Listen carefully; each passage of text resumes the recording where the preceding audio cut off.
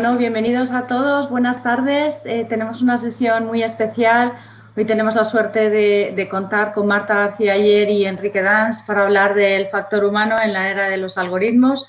Estamos muy acostumbrados a preguntarnos hasta dónde puede llegar la tecnología, pero no solemos plantearnos cuáles son los límites. Así que hay muchas cosas que siempre se escaparán al control de la inteligencia artificial. Esta tarde, con nuestros dos super expertos en tecnología e innovación digital y profesores además de iBusiness School, vamos a resolver pues todas estas incertidumbres y dudas que tenemos. La sesión va a durar unos 30-40 minutos y dejaremos unos 10 minutos al final para preguntas. Voy a presentaros a los dos ponentes. Marta, bueno, es madrileña, es periodista y escritora, trabaja en El Confidencial y además colabora en Onda Cero y en La Sexta. Ha recibido algunos de los premios más prestigiosos del periodismo económico. Le encanta escribir de economía y yo diría que también de política, pero sin que se note mucho. Ha estudiado y vivido en 5 países hasta que echó tanto en falta Madrid y volver a perderse por nuestra ciudad que, bueno, pues que la tenemos de nuevo aquí y esa es la suerte que tenemos. Acaba de publicar su cuarto libro en mayo, es decir, está caliente, recién salido del horno, Lo imprevisible, que recomiendo que no os perdáis, y llega después de otro que es un bestseller que va por la 6ª edición, El fin del mundo tal y como lo conocemos hoy. Enrique Dans, bueno, ¿qué puedo decir de Enrique? Que lleva pues casi 30 años de profesor en el IE. Digo siempre que si no existiera un Enrique habría que inventarlo, no solo por su trayectoria profesional, sino por su calidad humana, porque es una persona excepcional. Bueno, es doctor en Sistemas de la Información, MBA, tiene estudios doctorales en Harvard y además combina su labor docente con asesoramiento a todo tipología de empresas. En su labor investigadora, Enrique además estudia los efectos de la innovación en las personas, en las empresas y en la sociedad en general. Fue la primera persona en abrir un blog en España en el año 2003 y desde entonces sigue escribiendo diariamente y se ha convertido en uno de los blogs más seguidos hispanoparlantes. Es casi abrumador el número de followers que tienes, Enrique. Pues no sé, 72.000 seguidores, 30.000 conexiones en LinkedIn y 118.000 seguidores. Tienes también varios premios digitales de comunicación e innovación y 2 libros maravillosos, Viviendo en el futuro y Todo va a cambiar. Sin más dilación, yo os dejo con los ponentes de hoy. Así que gracias, muchísimas gracias por estar aquí y que tengáis una súper sesión. Gracias, chicos. Muchísimas gracias, Cintia. Antes de nada, bueno, Marta, me has inspirado un montón, pero un montón. Bueno, muchas gracias, Enrique, y gracias, Cintia, también por todas las palabras bonitas que nos has dicho en la presentación. Enrique, encantada. Aprovecho también para decirte de poder estar aquí de vuelta contigo y tener esta conversación de vuelta de la innovación que siempre mantenemos. Efectivamente, pues te decía que me ha inspirado un montón, ya no solo el libro, sino tú misma con tu relación con el libro. O sea, me veía reflejado en muchos sentidos. Bueno, el mío salió en octubre, no está tan fresco como el tuyo, pero claro, es curioso lo que sucede cuando tienes un libro ya a punto de salir, ¿no? Metido en el horno y tal, y de repente pasa lo que pasa. De repente pasa lo que pasa. Efectivamente. Algo que nunca había pasado antes. Nos encontramos en semejante lío, en semejante cambio de contexto brutal. Y yo estaba leyendo el libro y el capítulo que dedicas a lo que ha pasado y por qué tengo que incorporar un capítulo nuevo, me lo estaba imaginando, pero vivamente. De hecho, incluso me ha sugerido la posibilidad de hacer lo mismo con el mío, de incorporar un capítulo adicional a cómo se interpreta lo que decía en el libro a la luz de esta pandemia, ¿no? Entonces, no sé, o sea, tras incorporar un capítulo así, ¿qué crees tú que nos ha enseñado un evento como este, un evento tan impresionante? Pues lo que yo he vivido como escritora, supongo que las empresas lo han vivido en el mercado y los empleados lo han vivido en sus casas o en sus pantallas y los niños en su escuela, porque todos hemos tenido que reinventarnos de una manera vertiginosa, pero no como cuando decíamos vertiginoso hace unos meses o hace unos años, que esa palabra ya la hemos usado más veces para referirnos al cambio tecnológico, pero jamás habíamos imaginado que viviríamos algo como la COVID-19 y un confinamiento simultáneo de cerca de 3.500 millones de personas. Esto, claro, lo cambia todo. No sabemos cuánto lo va a cambiar a largo plazo, si el virus está aquí para quedarse mucho o poco, pero desde luego en los últimos 3 meses sí lo ha cambiado todo. Y cambió también lo imprevisible, que era un libro que ya se titulaba así, ya hablaba de la transformación digital y cómo nos estaba cambiando en todos los aspectos de la vida cotidiana, la laboral, pero también la emocional. Y claro, el libro ya estaba terminado de escribir y ya estaba en imprenta. Es el único libro en mi vida que he terminado de escribir 2 veces y tiene 2 comienzos. Y has celebrado 2 veces. He celebrado 2 veces, por fin, en bueno. fase 2 he podido volver a celebrarlo, efectivamente, porque el libro comienza diciendo que este libro no está aquí, porque no lo estaba. Yo cuando estaba escribiendo el nuevo comienzo del libro, el de la pandemia, estábamos en lo más duro del estado de alarma en España, estaba prohibido salir de casa, que era algo que nadie habíamos vivido, y no se podía más que ir al supermercado y a comprar bienes de primera necesidad. No sabíamos por cuánto tiempo, cuidado, porque este era el nivel de incertidumbre máxima. Y me lo planteé como narrativamente hablando, quiero decir, ¿cómo le contamos esto al lector de dentro de unos años? Es que ni siquiera nos lo vamos a creer nosotros mismos lo que hemos vivido. Y creo que está bien reflejar cómo fueron el sentimiento de incertidumbre máxima, es decir, es que no sé ni cuándo volveré a poder salir a la calle, que es algo que espero no volvamos a vivir jamás. Y ese nivel de incertidumbre creo que puede ser muy inspirador para recordar siempre, estemos haciendo lo que estemos haciendo a nivel laboral, que nunca lo tenemos todo bajo control, que hay que saber adaptarse. Como dices tú, no sabemos cómo va a ser el futuro. Yo sostengo en lo imprevisible que el futuro no ha sido tan imprevisible nunca como ahora, que podemos tú y yo hablar de tendencias, de cómo vemos la evolución del mercado, de las empresas, los consejos de lo que sí, lo que no, pero a la hora de la verdad, en cualquier momento puede pasar algo como lo que de hecho ha pasado, que lo cambia todo. Y lo que sí que sabemos que va a pasar en el futuro es que vamos a tener que tener la mayor capacidad de adaptación de nuestra historia, porque estamos cambiando más rápido que nunca. Yo creo que estamos aprendiendo a valorar precisamente eso, ¿no? O sea, la capacidad de adaptación. O sea, cómo de líquido es el cerebro de una persona a la hora de adaptarse a un contexto nuevo, ¿no? Cambia el contexto, oye, pues ahora hay que trabajar de esta manera o de esta otra, ¿cómo eres de adaptable? Y es curioso, claro, porque yo lo conecto mucho. Por ejemplo, me hizo muchísima gracia que recurrieses a algo que yo lo consideraba uno de mis trucos. Yo cuando en mis clases los alumnos me participan poco, cuando en mis clases de innovación los alumnos pues no consigo que empiecen, que rompan a hablar, ya sabes que es ese momento mágico en el que alguien rompe el hielo y ya empieza el diálogo, ¿no? Muchas veces recurro a lo del sexo con robots, porque es suficientemente provocativo como para que todo el mundo salte, ¿no? Y empiece a decir algo. Suficientemente provocativo y además es sexo, con lo cual todo el mundo entiende que tiene algo que decir, ¿no? Rápidamente, ¿no? Y claro, tú lo utilizaste relativamente pronto en el libro, con lo cual me hizo mucha gracia, ¿no? Me parece un recurso muy interesante, ¿no? ¿Tú crees que seremos capaces de adaptarnos incluso a cambios como este? De repente aparece esta tecnología y cambia incluso, pues eso, nuestras relaciones más íntimas. Bueno, es que nuestras relaciones más íntimas ya las lleva cambiando la tecnología a lo largo de toda la historia. No es lo mismo tener luz eléctrica que no tenerla.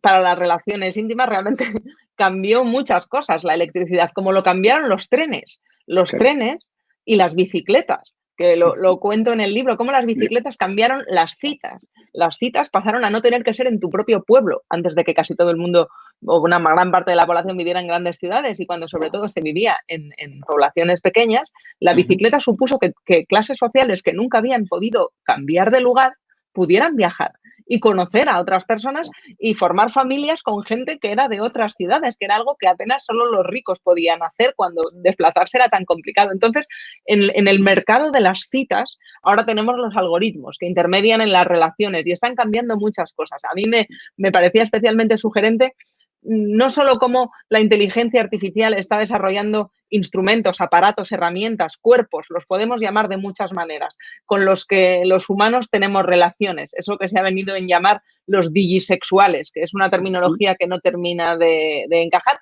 lo de enamorarnos de máquinas, que de cosas más raras nos hemos enamorado los humanos. Hay algunas personas que cuesta más imaginarse que nos enamoráramos de ella que de ciertos robots. Pero creo que sobre todo los algoritmos, más que cómo nos enamoramos de las máquinas, está cambiando cómo nos enamoramos entre nosotros o cómo nos relacionamos o cómo mantenemos relaciones sexuales, porque es un algoritmo el que ahora mismo decide la mayoría de las citas que se tienen en Estados Unidos, sobre todo también porque hay más estudios, no sé cuánta diferencia habrá con Europa, y hay más gente que se conoce online que se conoce en bares o en el mundo físico, y esto ya era así antes del confinamiento y del coronavirus. Es decir, que tenemos algoritmos que están mediando en cómo se conocen las personas, que no sabemos bien cómo funcionan, que no sabemos si realmente son justos en sus parámetros, o si son machistas, o si son racistas. Algunos lo son, porque no tenemos transparencia sobre esos algoritmos. Y creo que esta reflexión que tú planteas como manera de romper el hielo, también hay que tenerla casi desde un punto de vista jurídico y social, claro, para pedir transparencia en el mercado de los algoritmos que están decidiendo algo tan íntimo como la persona con la que vas a tener una relación el fin de semana. O más allá, si la cosa fructifica. Si la cosa funciona, si la cosa efectivamente, funciona. que ahí también tenemos, es otra de las cosas que noto muchísimo la diferencia entre discutir, por ejemplo, el caso Tinder en un grupo de alumnos muy jóvenes de la universidad o en un grupo del Senior Management Program, ¿no? De gente pues, claro, de mi edad o algunos mayores que yo incluso, ¿no? Que a ellos les escandaliza la posibilidad de que una relación se pueda plantear de manera claro, más... es que fíjate, los datos son abrumadores. Hace 20 años... Hace 20 años, cuando yo tenía 20 años, el 70% de los jóvenes universitarios salían todos los fines de semana y por salir entendíamos de casa, ¿no? Y a bares. Y las relaciones sociales eran fundamentalmente nocturnas y en bares. 20 años después es una tercera parte de eso. Y además el ocio suele ser más diurno. Yo siempre bromeo que creo que es porque hay mejor luz para las fotos de Instagram, que es un factor a tener muy en cuenta a la hora de salir. Se sale no solo al mundo físico, también sales de casa en función de cómo vas a replicar esa experiencia en el mundo digital, que lo cambia todo. Y hay más gente que se conoce online de la que se conoce offline. Y eso está transformando, lógicamente, la experiencia del ocio y también de los negocios. Porque el negocio de la noche, que era tan boyante en los años 90, ahora mismo está experimentando una transformación y una crisis derivada de los cambios de costumbres y de que ya puedes ligar en pijama un martes en el sofá de tu casa sin que nadie te esté viendo cómo estás, porque tu imagen digital es otra la que estás proyectando, ¿no? Con las imágenes. Y eso también son algoritmos y eso también a mí me llevaba en el libro a preguntarme cuánto de las relaciones humanas son imprevisibles.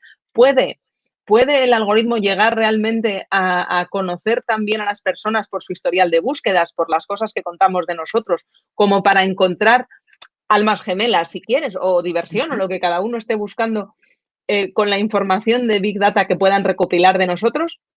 ¿O en realidad es todo una pantomima? Porque no tenemos muy claro cómo de accurate, si realmente son unos buenos en lo que hacen o nos están vendiendo una burra, que es como podíamos traducir accurate. Sí. Al revés. Hay estudios, como bien sabes, que apuntan a que están replicando estándares del siglo XX y algunos más bien del XIX, como por ejemplo emparejar a hombres que miden unos cuantos centímetros más que las mujeres o que ganan más dinero que ellas, para siempre que la clase social sea superior en el hombre que en la mujer. ¿Y eso quién se lo ha enseñado al algoritmo? ¿Saben las personas que utilizan algunas de estas plataformas que eso es así? Porque a lo mejor no queremos reproducir esto. Falta ese debate social y creo que ahí es donde entra la necesidad de las humanidades y de la ética en el debate tecnológico, que en esto sé que estamos muy alineados tú y yo. No es solo tecnología, la tecnología también es sociedad. Totalmente, o sea, es la necesidad de que el algoritmo contemple todos los componentes, no simplemente un componente puramente matemático de optimización estadística, ¿no? Es curioso porque si lo piensas en esta dinámica del nivel individual de las personas, ¿no? Y cómo viven y cómo se enamoran o cómo tienen sexo, etcétera, en el fondo, pues claro, todas las relaciones interpersonales pues parece que confluyen al final en la horizontal, en el sexo, en algo, ¿no? Y que por tanto la parte online es un, digamos, sustitutivo o un medio para conseguir un fin. ¿no? En cierto sentido. Sin embargo, esto no es así en todos los ámbitos, ¿no? O incluso puede que en el ámbito de la búsqueda de pareja pues haya gente que se encuentre más cómoda interactuando online con las personas que interactuando finalmente cuando ya se conocen y se desvirtualizan, esa palabra mágica que ha aparecido de repente, ¿no? No sé cómo lo ves. O sea, ¿tú crees que esto puede llegar a ser algo? Pues el COVID también ha transformado Claro. las citas online. Es muy interesante ver, bueno, igual que ha transformado el tráfico de drogas. Hoy en España hemos sabido que, me parece una de las noticias económicas del día, que la policía ha desmantelado una de las mayores organizaciones de tráfico de drogas que estaban perfectamente adaptadas en su modelo de negocio con call center y todo a las ventas online y telemáticas. Y habían adaptado también en las fases de desescalada a la distribución, que es otra parte muy importante del negocio, primero a los supermercados, que era el único sitio que se podía visitar, como decía, luego se vestían de runners para poder hacerlo corriendo por los parques y iban evolucionando a medida, es una adaptación, otro modelo más de adaptación en tiempos del COVID, pues el de las citas también se empezó a adaptar y por eso hago el paralelismo con el tráfico de drogas, porque era el único espacio junto con las farmacias que se podía visitar, la gente tenía sus citas de Tinder en el supermercado, porque era el primer sitio donde te podías ver físicamente. Y hay algunas apps que, sobre todo en Reino Unido y en otros países del mundo anglosajón, empezaron a mandar alertas cuando en Italia y en España ya estábamos confinados, avisando que recomendaban tener un primer encuentro virtual, algo que normalmente en Tinder no se ha hecho o no se ha promovido, el tener una videollamada como la que estamos teniendo tú y yo antes de verse, para, por ejemplo, ver cuál es el aspecto de salud de la persona con la que te vas a encontrar, a ver si tose mientras hablas. Bueno, Entonces, era una manera, y ese paso intermedio de ya no solo chatear, sino verse en videollamada antes de desvirtualizarse en el mundo físico, hasta ahora no se había dado nunca. Y creo que poco a poco esto de la videollamada empieza a normalizarse también en el mundo del trabajo. No sé tú cómo lo ves esto en educación y en las empresas, si crees que es temporal y cuando se normalice la situación con el virus desaparecerá, o si crees que permanece y esto ya va a ahorrarnos mucho tiempo de desplazamientos para reuniones que no eran tan importantes.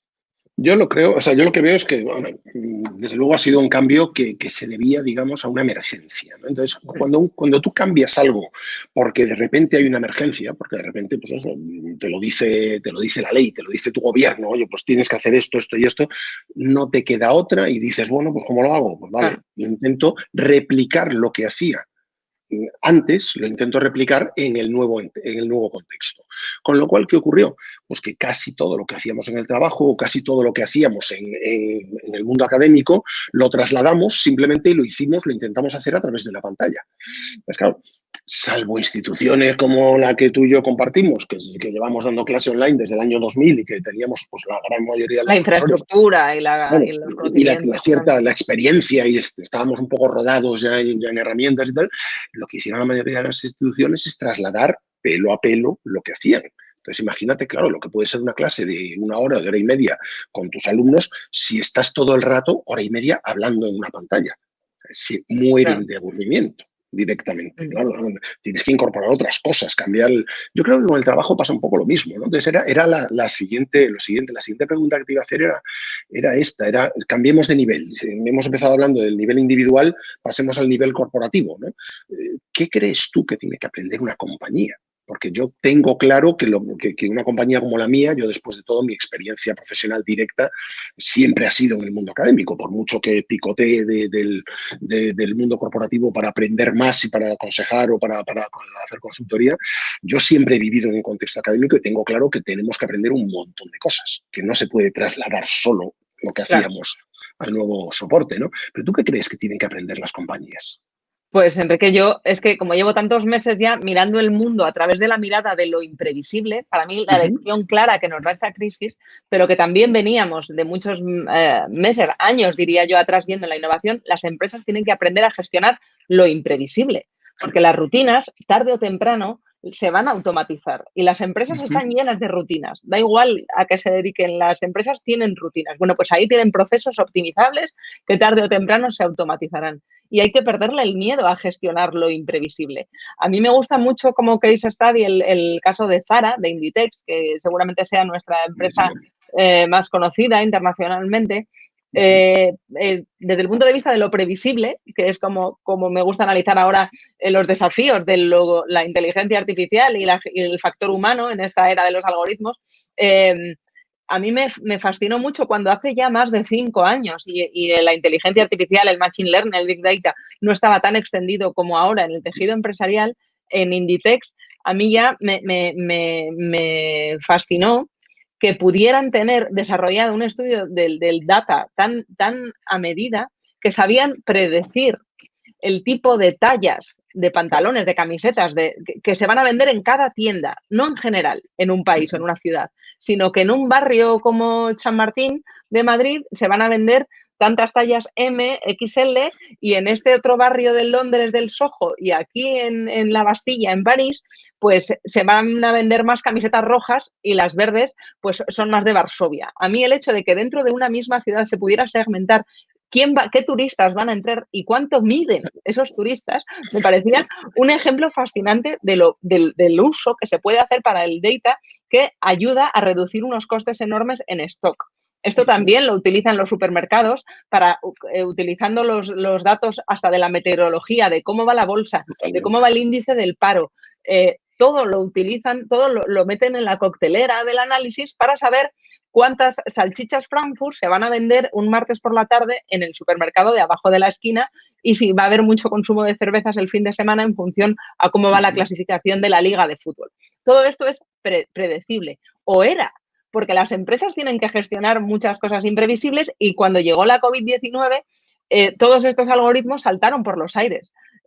No servían para nada porque consisten en analizar parámetros y predecir en función a cosas que ya han sucedido. Y cuando pasa algo que no ha sucedido nunca y confinar un país de 48 millones de personas, como es el nuestro, no había sucedido nunca, los sistemas logísticos les explotaba la cabeza porque no hay manera de saber qué vamos a comprar mañana en un estado de shock como el que teníamos, porque nunca lo habíamos vivido, de tal modo que un día se agotaba el papel higiénico, a la semana siguiente se agotaba la levadura, luego se agotaban las bicicletas estáticas y era muy difícil anticiparse al mercado porque estábamos viviendo una situación totalmente imprevisible. Y ahí, respondiendo a tu pregunta, ¿qué hace falta? Hace falta imaginación, hace falta creatividad y hace falta conocer muy bien los recursos que tienes en la empresa para poder reaccionar dentro de lo realista. Que hay un problema a la hora de pedir al equipo, al talento, algo irreal con los recursos escasos que cada uno tiene. Hay que ser muy creativo, hay que tener mucha imaginación, pero hay que ser también realista. Y esto era muy complicado en una situación que para todos tenía y todavía tiene algo de irreal, que es una de las cuestiones por las que cuento en el libro que se hacía difícil predecir que una pandemia como esta, un colapso como el que hemos vivido pudiera llegar a pasar, porque nadie se lo imaginaba. Ya lo podían decir los números, ya lo podían decir algunos epidemiólogos que alertaban de esto. Si no te lo crees, si no lo temes lo suficiente, no te lo vas a tomar en serio. Y ese es otro factor humano que hay que tener en cuenta.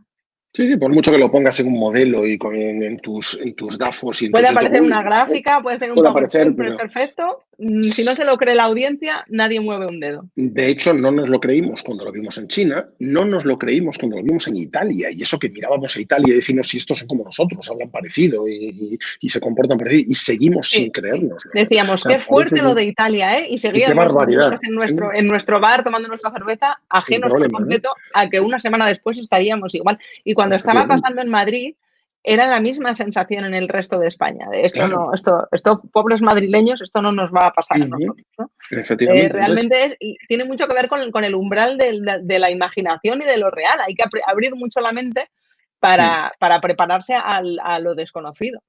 Totalmente. Es que comenta por aquí Diego Álvarez, dice ¿qué hay que hacer? Generar protocolos de actuación. Es que es curioso. O sea, yo creo que todas las compañías, en su sano juicio, generaron rápidamente, se reunieron, hicieron gabinete de crisis y generaron protocolos de actuación. Pero ni siquiera así funciona, porque los protocolos tienen que ser muy flexibles. Y si Claro. generas unos protocolos y de repente resulta que los protocolos que has hecho para tu compañía para que sigan trabajando implican reuniones constantes en Zoom, pues resulta que todo el mundo acaba de las reuniones de teletrabajar y de estar delante de la pantalla, acaba hasta las narices, ¿no? Claro. Hartos, cansadísimos. A lo mejor resulta que hay que variar los protocolos y que no todo Hay que variar precisa. los protocolos y hay Claro, que tienen que cambiar ser y para eso dinámicos. hay que introducir algo que sabes tú mejor que yo lo importante que es en las organizaciones, que es la escucha.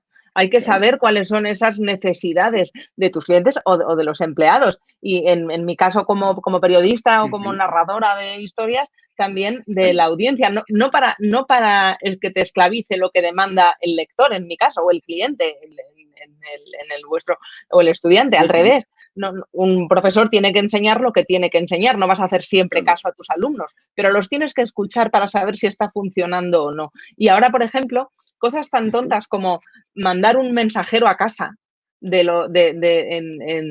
con los clientes o con los empleados para darles una sorpresa en tiempo real mientras estás desarrollando el webinar, está teniendo un efecto enorme en algunas organizaciones que lo han introducido, lo digo como tip, por si alguno de todas las personas que nos estáis escuchando os parece útil, es un chute de motivación que funciona mucho. Y eso es escuchar la necesidad de la gente de tener una sorpresa cuando todos tus días y tus noches son iguales encerrado en la habitación del despacho delante de una pantalla. Eso desde luego, pero digo, la escucha es fundamental para poder reaccionar y tener ideas nuevas. El realismo es otra de ellas y la capacidad de adaptación enorme a entender que algo así no ha pasado nunca. ¿Y cómo te preparas para algo que no ha pasado nunca? Porque, claro, los recursos son limitados en los gobiernos, también en las empresas.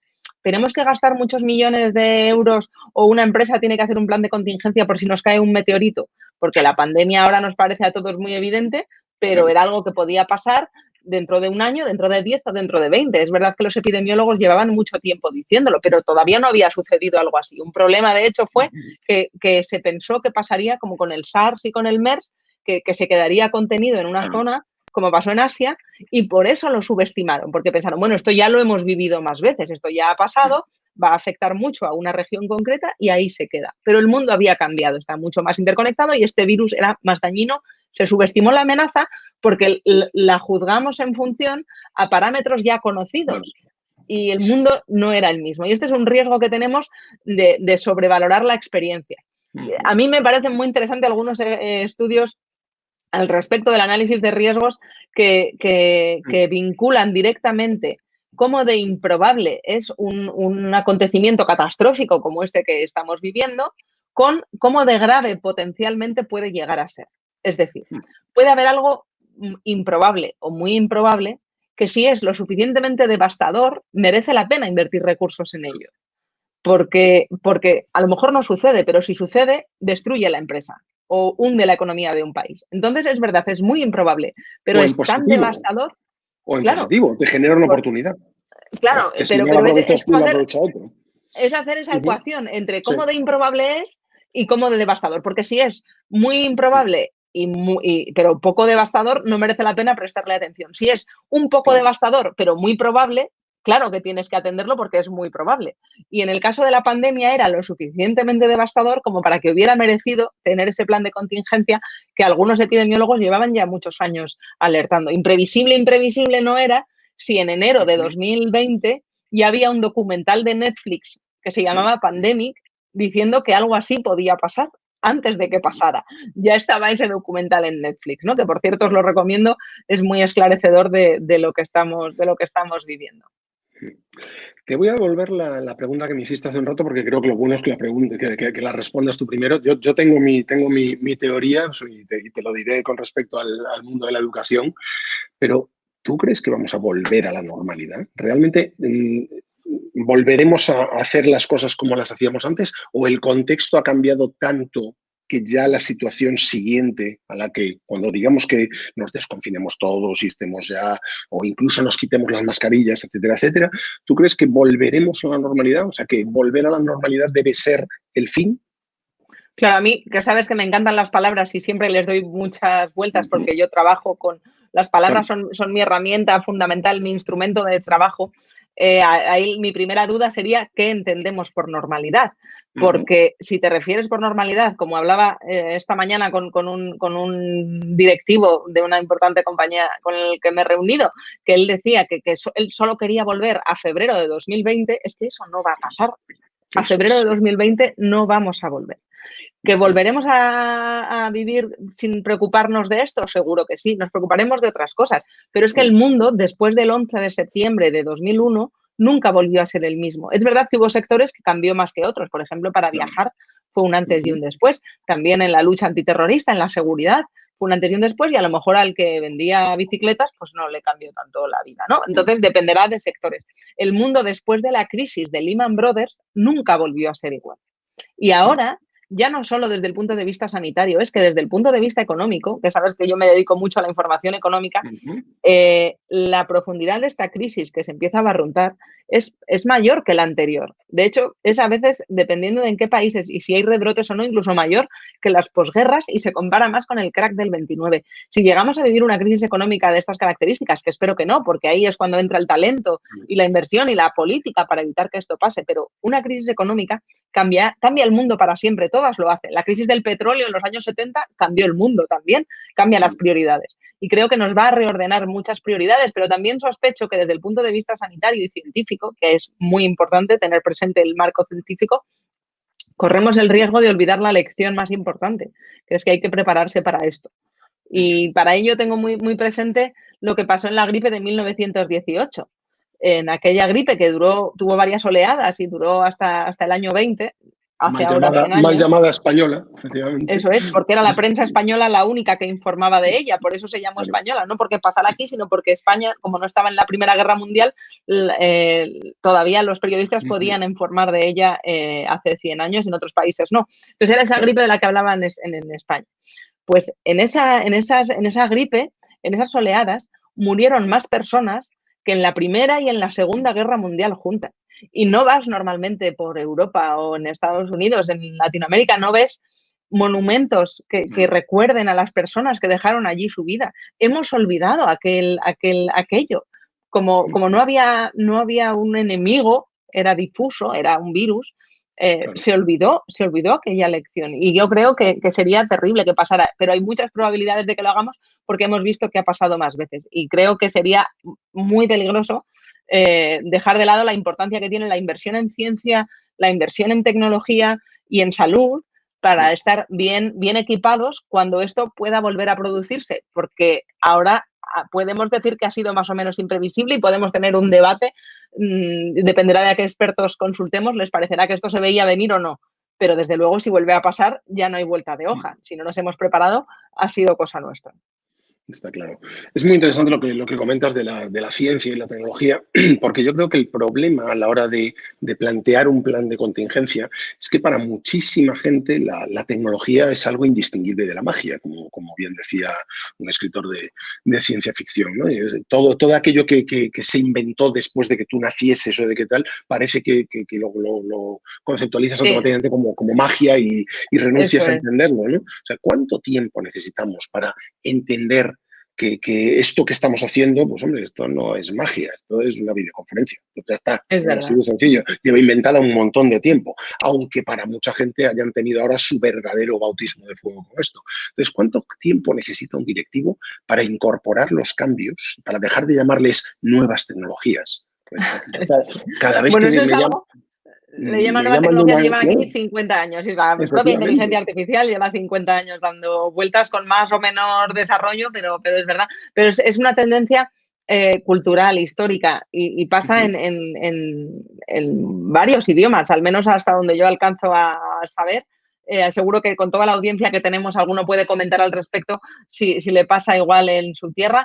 Llamamos tecnología a todo aquello, como decías, que se inventó después de que naciéramos. Claro. No llamamos tecnología al frigorífico, y cuando me hablan siempre de la dependencia al móvil, digo, hombre, y al frigorífico también, como se me estropee, tengo un problema, ¿no? Somos dependientes a muchas tecnologías. Y el calentador es peor aún. Al agua caliente soy muy dependiente también, y si se va la luz en casa, pues claro que soy dependiente de la electricidad. Pues con Internet nos va a pasar también en ese nivel de permeabilidad de la sociedad. Y sí que es verdad que hay un choque tú decías, no sé si generacional, porque seguro que estás de acuerdo que es una cuestión de mentalidad, que no tiene nada que ver con la edad, sino con la capacidad que comentábamos al principio de adaptarse al cambio. La gente que cree que todavía las empresas van a poder esperar a reanudar su fuerza de ventas. No sé si en tu experiencia has tenido esta discusión con alguna empresa, yo lo he escuchado recientemente, que están esperando a que el equipo de ventas pueda ir a visitar clientes para volver a vender, que consideran que una interacción en pantalla como la que tenemos ahora no funciona. Para la venta, hombre, pues si no podemos dar unas palmaditas en la espalda y brindar, no va a funcionar. Hombre, hay que innovar. Esto también es un canal de venta. Por obvio que resulte, todavía hay organizaciones en las que eso cuesta. Entiendo que se venda más de la otra manera. No sé si porque la otra manera es mejor o porque es la que conocemos. Porque es donde está la costumbre y el expertise desarrollado. Efectivamente, pero este canal tiene un potencial que desde luego todavía no sabemos. Pero si a la persona a la que quieres convencer de hacer un contrato, mientras estás hablando, en ese momento le suena el timbre y alguien le está llevando un mensajero, una maqueta de lo que le quieres vender, te lo has ganado. Te lo has ganado, claro. Pero eso no se te ha ocurrido. Eso no quiere decir que el potencial no esté ahí. Claro. Sí, totalmente. De hecho, no sé, o sea, yo lo que veo es que, como te comentaba antes, cuando empezamos a dar clase de esta manera y saltamos todos del aula a la pantalla, yo me imagino que tenía que haber profesores que estuviesen en modo pánico. O sea, pensando, oh Dios mío, va a fallar algo, ¿dónde estaba el botón para esto? ¿Cómo se compartía una presentación? Yo qué sé, tal. Y mientras no tienes familiaridad con la herramienta, claro, no te encuentras cómodo, siempre vas a pensar que esto es un triste sustitutivo de lo que hacías antes, incluso vas a idealizar lo que hacías antes. Uy, cuando daba clase en el aula y los podía mirar a la cara, claro. No sé qué, tal, ¿no? O cuando yo iba a visitar al cliente y podía abrir el maletín y no sé qué, tal, cosas así, ¿no? Claro. Sí. Yo creo que hay otra fase después, y la otra fase es darte cuenta de que aquí se pueden hacer otras cosas. O sea, yo, claro, de repente me di cuenta, viendo los telediarios, los informativos, que metían muchísimas más conexiones que antes con invitados. Y dije, claro, ¿por qué los pueden hacer? Pues porque saben perfectamente que los invitados están en su casa y que si en vez de pedirle que le mandas un coche de producción, se viene, lo maquillas, no sé qué tal, no, ahora no hace falta. Oye, a tal hora conecta tu móvil y sales aquí en directo, o tu ordenador y saltas aquí en directo, ¿no? Automáticamente te das cuenta de que puedes hacerlo. Y yo empecé a meter más invitados en mis clases. ¿Por qué? Pues claro. Porque me era más fácil. Antes tenía que tirar de invitados que estuvieran en Madrid o que de casualidad el día que yo tenía la clase pasasen por Madrid. Ahora puedo claro, cada medio te permite sacar partido de algunos recursos. Mira, estoy leyendo que Luis Ignacio Carrascosa comenta que a toro pasado es fácil decir, claro. Ya lo predijo fulano en tal ocasión, y eso me hace una pregunta muy interesante. ¿Cómo distinguir la predicción del ruido? Porque es verdad, hay mucha gente diciendo muchas cosas, alguno acertará, ¿no? Eso que siempre se dice de que un reloj parado, un reloj estropeado también acierta la hora al menos 2 veces al día. Pues es verdad que, y yo además que me dedico a entrevistar a expertos, tengo el privilegio de dedicarme como periodista a buscar historias interesantes, gente interesante. Entrevisté, de hecho, a Martin Rees, un astrofísico de fama mundial, lo cuento en Lo Imprevisible, y allí yo también entono el mea culpa, porque Martin Rees es la única persona, al menos que yo conozco, que yo he entrevistado, muy cercanamente, más allá de libros, informes y tal, alguien personalmente que conozco, que este verano pasado, de 2019, cuando hablé con él por un libro muy interesante, En el futuro se llama, que recomiendo a los que os interesen estas cosas, él hablaba de que entre los grandes desafíos que ponían en riesgo el progreso de la humanidad, es una persona que adora la tecnología y confía mucho en ella, confía menos en las personas, yo creo, que en la tecnología, decía que las pandemias eran un gran desafío al que no le estábamos prestando la suficiente atención. Pero como cuando hablamos también me dijo que entendía que para el año 2030 la posibilidad de haber conquistado Marte era muy realista y que a lo mejor no era tan normal que los humanos viajáramos a otro planeta, pero los robots sí, porque siempre sería más barato enviar un robot que hiciera los trabajos allí. Y que los viajes a otros planetas serían viajes de aventura más que de científicos, porque para el análisis se manda la máquina, que me pareció una reflexión muy interesante. Pues claro, Enrique, tú que me conoces, ¿dónde está el titular?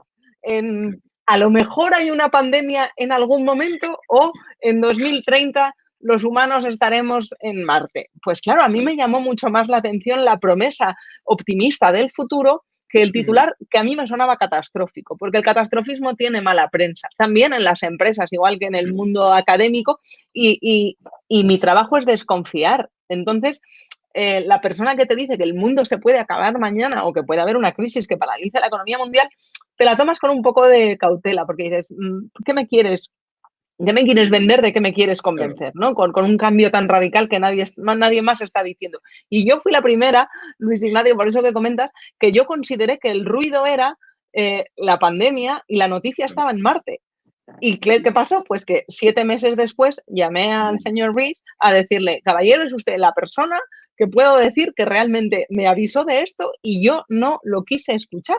Y así lo recojo en el libro, y la conversación que tuve después de sus enseñanzas de cómo adaptarnos a esto, y el problema que me parece también muy interesante, porque estamos hablando mucho de empresa, pero también hay que hablar de política. Cintia comentaba antes que también me dedico y me fascina mucho el análisis político.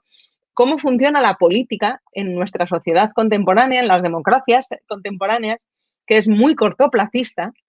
Es un problema para prepararse para los desafíos del largo plazo, que también le pasa a muchos CEOs. Si lo que están pensando es en la cuenta de resultados del año que viene o de dentro de 2 años, o sus accionistas, y no en el legado que dejan las empresas. Por eso las empresas familiares no se gestionan igual que las que no lo son. No hay que rendir cuentas a las próximas generaciones, ¿no? En algunas empresas. Pues con la política pasa lo mismo. Si estás pensando en la siguiente campaña electoral, ¿cómo justificas que has gastado tantos cientos de millones de euros en hacer hospitales que no se han utilizado? Porque eran por si acaso. A lo mejor la opinión pública no lo entiende.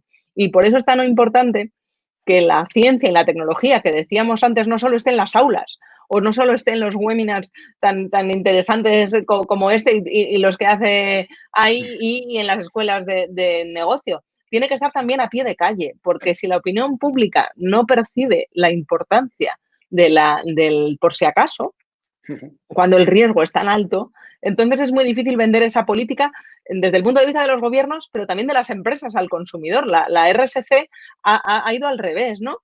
Sí. Los desafíos del milenio ya cambiaron un poco, ya iban de abajo arriba, pero al principio, ¿quién está exigiendo a las empresas que sean más conscientes? El consumidor está diciendo, me empieza a desagradar que todo tenga tanto plástico, o no me gusta, que prefiero el consumo de proximidad, y entonces las empresas se lo toman en serio. Pues hace falta que esa opinión pública, igual que demanda a las empresas que sean más responsables, también tire del carro de la excelencia en la política, que es algo que personalmente creo que todavía podemos mejorar. Vamos a dejarlo ahí. Mejorar sin duda, ¿no? O sea, yo creo que tenemos un problema, seguramente un problema de a quién atraemos a la política, o cuál es la preparación cuál es la preparación de la clase política, ¿no? Pero otro es el que bien indicas. Me estaba riendo hace un momento porque recordé cuando decías en el libro que volviste a llamar a Martin y que te pensaste darle la enhorabuena, pero claro, darle la enhorabuena por una pandemia... Claro, pues no estábamos todos confinados y él tiene casi 80 años y tendría, entiendo, como población de riesgo que tener especial cuidado, pues no simplemente le dije... Tiene usted razón y le llamo para decirle que, oiga, que tiene usted razón, que siempre es una cosa que a los académicos yo sé que os gusta particularmente. Claro, sí, porque la alternativa de decirle enhorabuena, ha llegado la pandemia, no parecía la más adecuada. No parecía muy sensible, ¿no? Entonces, claro, yo lo que le achaco a los políticos es la dificultad de aprender de las situaciones que se nos plantean.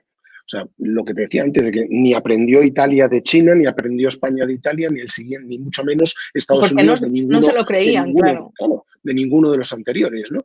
Entonces, no sé, o sea, en cierto sentido, yo creo que no sé, ¿cuál ves tú como verdadera amenaza? Yo tengo cierta sensación a partir de un cómic de The Economist que mucha gente cree que en este momento la pandemia es la gran amenaza, y sin embargo está ahí otra gran amenaza llamada emergencia climática, ¿no? Que puede ser mucho más importante y que en parte tiene dependencias con la pandemia. O sea, que en parte a la pandemia hemos llegado un poco por eso, ¿no?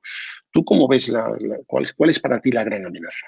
Hombre, la interconexión, igual que está interconexión en el conectado del mundo, también lo están muchas de las catástrofes y de los desafíos.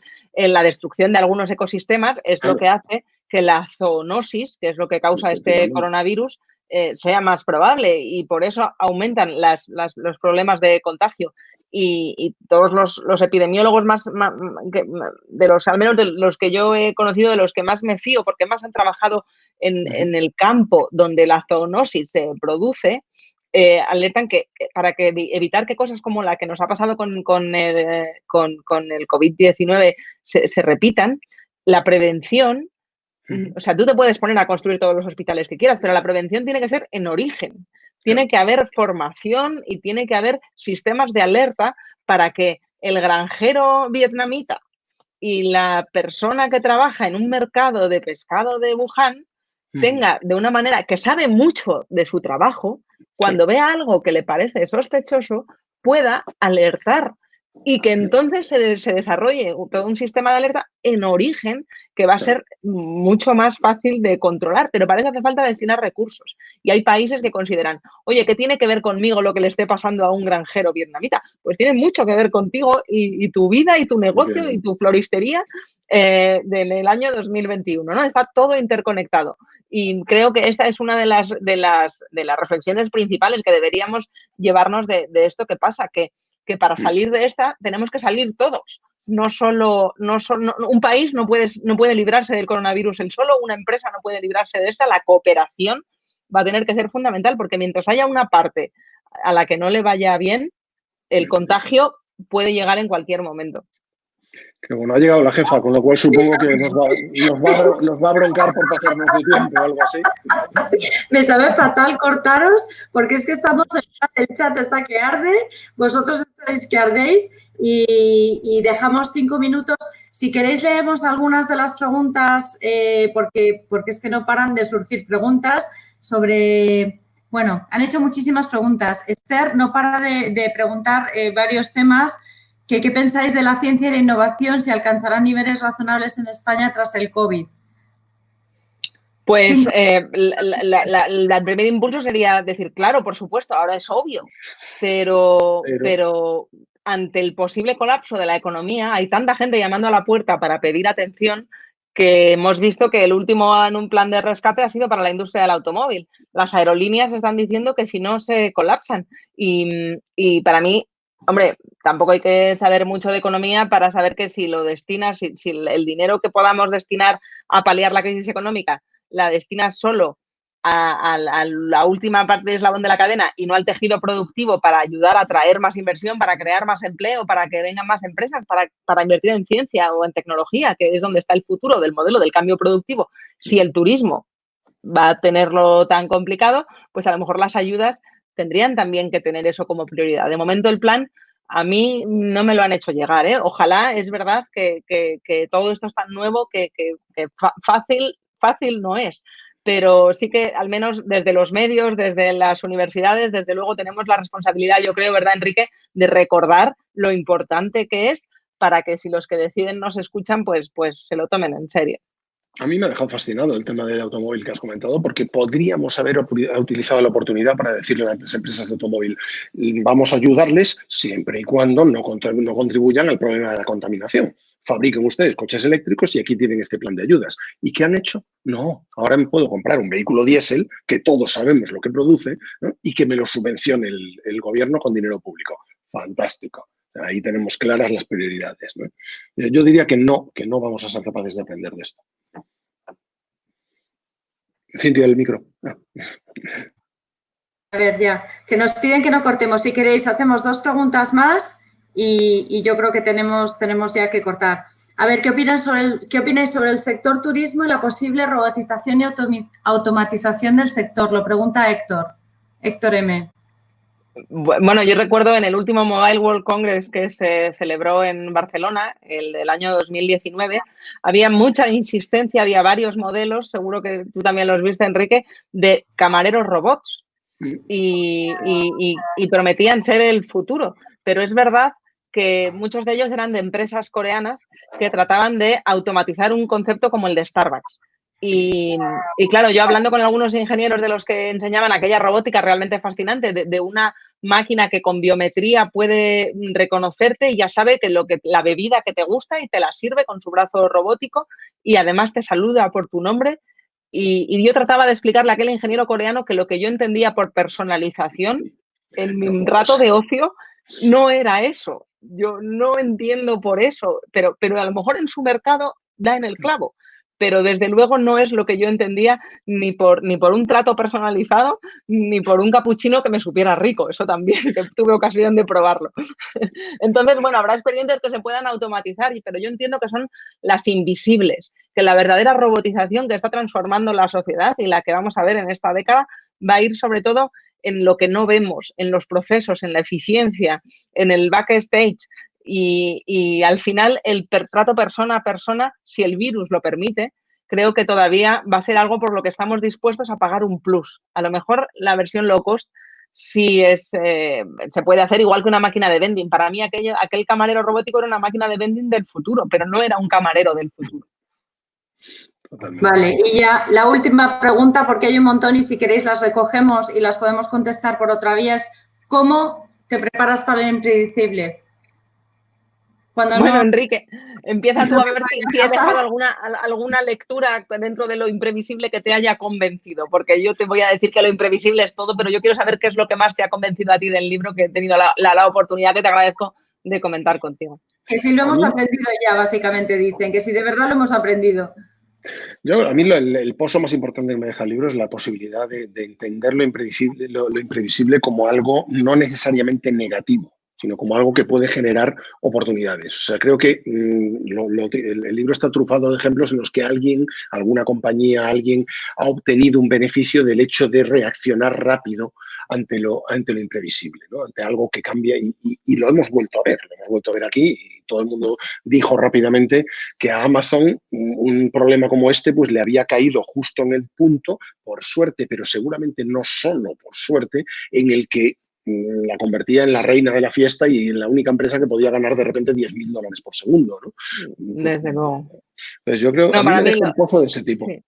Desde luego que el mensaje más positivo para mí que podemos dar, que hemos hablado mucho de catástrofes y de futuros complicados, porque tenemos un presente que lo es, lo imprevisible para mí en esencia es una buena noticia. Es una buena noticia que haya tantas cosas que los algoritmos no pueden predecir. Porque si las pudieran predecir, terminarían haciéndolas ellos. Entonces, el futuro tiene que ser humano porque la ambición, los retos, las ganas de mejorar, y digo ambición en el mejor sentido de la palabra, de desafío, la imaginación, el humor, hay tantas cosas que van a seguir siendo humanas que no se pueden predecir, que eso nos deja claro que al final el factor humano en la era de los algoritmos va a ser absolutamente lo fundamental. Más que los robots, el futuro yo creo que es qué significa ser humano en un mundo lleno de robots, pero el centro vamos a seguir siendo los humanos, o eso espero. Qué bueno. Pues muchísimas gracias a los dos. Nos quedamos con eso, que creo que es un mensaje positivo. Robótica y robots para las rutinas y lo humano que son las emociones y los sentimientos, creo yo también. Eso es lo que queda para los humanos. Muchísimas gracias, Enrique y Marta. Ha sido genial veros y una conversación súper interesante. Mil gracias y gracias a todos por asistir. Gracias, Cintia. Muchas gracias, Enrique. Gracias. Y gracias a vosotros. A vosotros.